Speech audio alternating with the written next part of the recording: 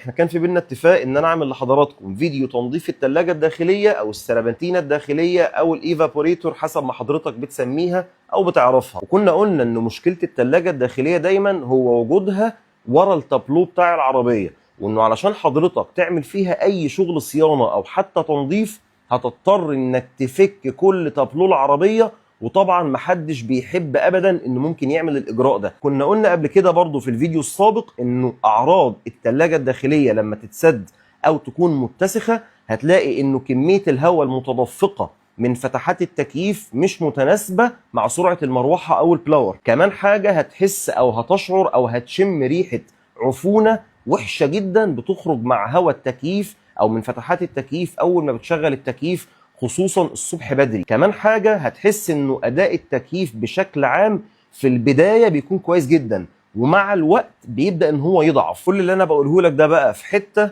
والاحساس اللي انت هتحسه زي ما انا حسيت النهارده في التجربه اللي انا هنقلها لحضرتك دلوقتي في حته تانية خالص. انت متخيل ان انا النهارده فعلي عن طريق الترمومتر بعد التنظيف اللي هو ما خدش مني ربع ساعه تلت ساعه بالكتير حصل فرق حوالي 5 درجات، يعني التبريد بقى افضل واشد. وقال ايه، انا كنت متخيل ان انا التكييف عندي كده زي الفل. احنا استخدمنا في التجربه دي ال20 اي سي من ريزويل اللي هو فوم التكييف. كل اللي عليك هتعمله ان حضرتك هتشتري الفوم ده وتركب جوه عربيتك معزز مكرم، وانت اللي هتنظف الثلاجه الداخليه بنفسك زي ما انا عملت النهارده بالظبط، والموضوع اسهل ما يكون. حضرتك هتركب العربيه، هتشغل التكييف على سرعه رقم 4، يعني هتشغل سرعه المروحه على سرعه رقم 4، وتجيب البكره بتاعه التبريد اللي هي البارد والسخن على اقل درجه حراره، وتقوم رايح على درج التابلو تفك درج التابلو من مكانه، وتقوم تخرج الفبره او الكفر بتاع فلتر التكييف زي برضو ما هو ظاهر قدامك في الفيديو. الموضوع اسهل ما يكون.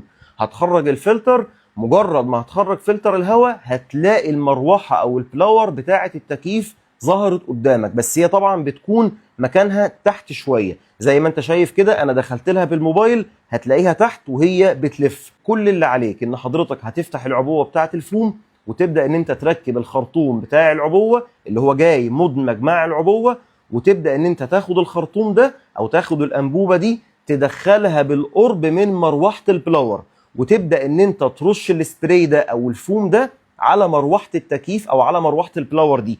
كل 5 ثواني او كل 10 ثواني هترش، تنتظر شويه وترجع تاني ترش 15 ثواني وتنتظر شويه لحد ما العبوه تخلص معاك تماما. وشوف الفرق بنفسك بعينيك في درجات الحراره قبل تنظيف الثلاجه وبعد تنظيف الثلاجه هيكون عامل ازاي. وكمان حاجه هتاخد بالك منها، ودي حاجه غسلت قلبي من جوه، انك هتلاقي الفايز بتاع التكييف اللي هو تحت العربيه هتلاقيه بينزل سواد وطين وهباب اسود.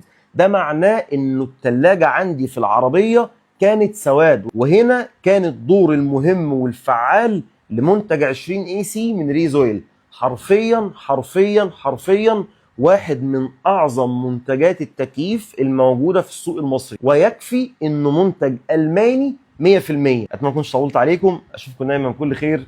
سلام عليكم.